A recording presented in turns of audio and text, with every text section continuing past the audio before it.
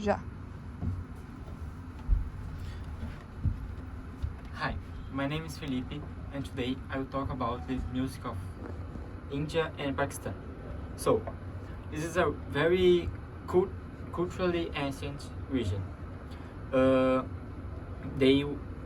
were part of classical empires like the Maurya and Gupta empires, and the famous Mughal Empire that conquered a major part of Asia. In the 19th century, the British Empire colonized them, and they just get their independence in 1947.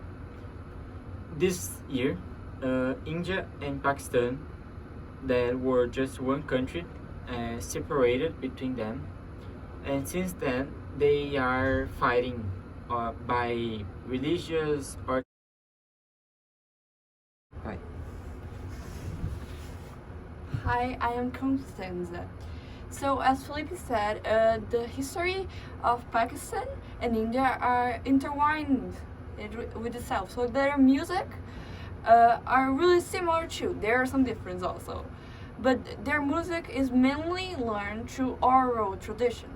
Like their families teach the musicians, or their teachers teach each other. So it's all orally done. No papers, right? The Indian music uses ragas. Ragas is a pattern of notes similar to a scale that forms the framework for improvisation. The ragas use some notes that are in between Western scales, or some people refer as microtonal. So you have a lot of more notes that you can use in the ragas that we do not really use in the Western music. There's also the tala. It's a rhythm structure or pattern that organizes the timing in Indian music.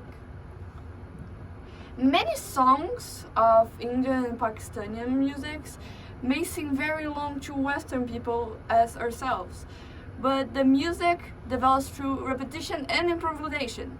The performance.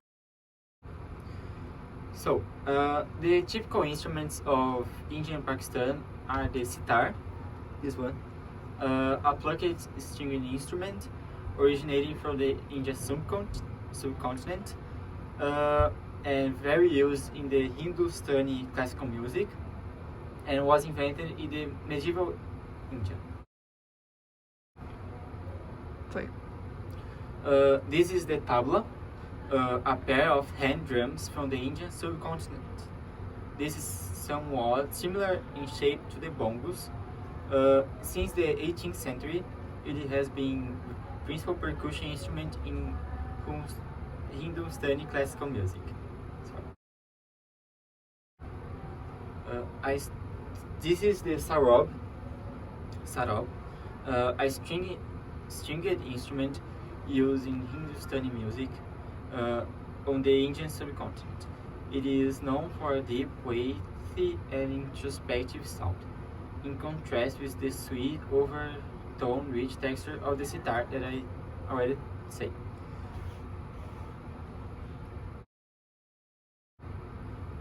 This is the sarangi. It is a short-necked, three-stringed instrument, and is most visible the sound of a human voice through the ability to imitate vocal ornaments. This is the final one, the esraj. Is an Indian stringed instrument, and found in two forms throughout the India. It is relatively recent, like some 300 years old, and it was found in northern India. So this region have a lot of stringed instruments, and they maybe are similar, but all of them have different sounds. So let's go to the master and masterworks of India and Pakistan. We as a group choose like two music. The first one is Kodagana Koli Munjita. I think my pronunciation is right, is the AOI one, that is music for social, cultural, and political expression.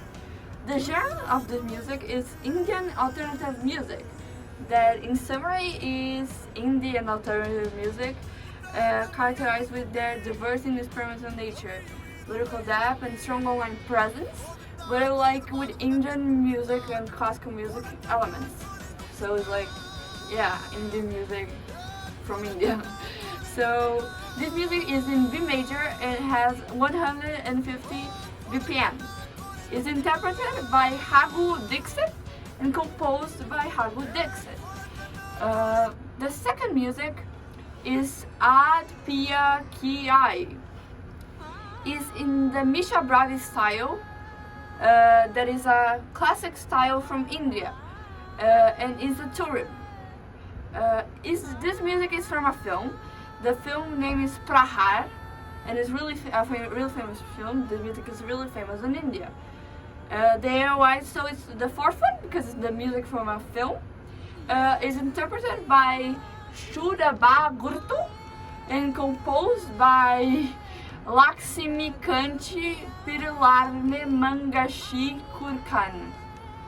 Is in 134 BPM and it is in it's E flat major.